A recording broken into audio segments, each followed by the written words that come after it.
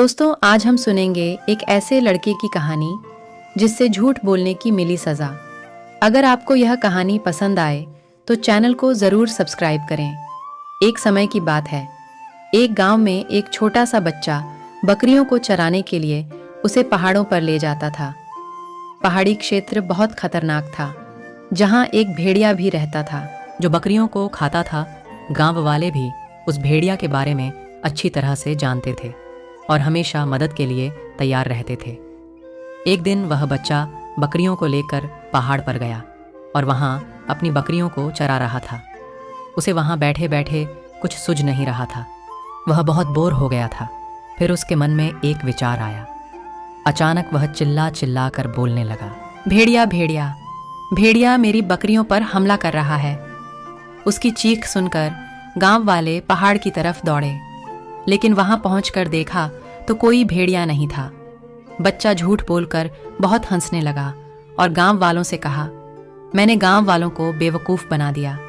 गांव वाले बहुत गुस्से में आ गए और बच्चे से कहा कि तुमको ऐसे झूठ नहीं बोलना चाहिए। कुछ दिन बाद बच्चे ने फिर से मदद के लिए चिल्लाया कि भेड़िया मेरी बकरियों पर हमला कर रहा है, और उसकी मदद के लिए गांव वाले फिर से पहाड़ की तरफ दौड़े ताकि वह भेड़ियों को भगा सके।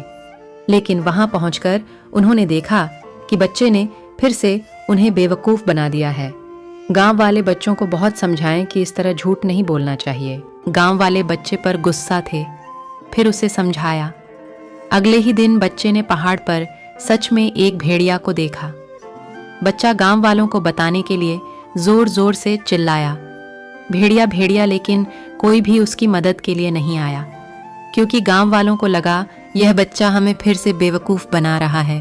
लेकिन बच्चा जब शाम तक घर नहीं लौटा तो गांव वाले उसे ढूंढने के लिए पहाड़ की ओर गए। उन्होंने देखा कि छोटा बच्चा रो रहा था। पूछने पर उसने कहा, यहाँ पर सच में एक भेड़िया आया था। मेरी बकरियों को भेड़िया खा गया।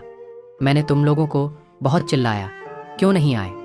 गांव वालों ने कहा कि हमें लगा तुम हमें फिर से बेवकूफ़ बना रहे हो, इसलिए नहीं आए। तब बच्चे ने गांव वालों से वादा किया कि आज के बाद वह कभी झूठ नहीं बोलेगा।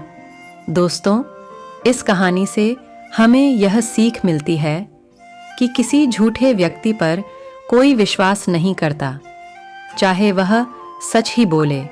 इसलिए हमें हमेशा सच बोलना चाहिए।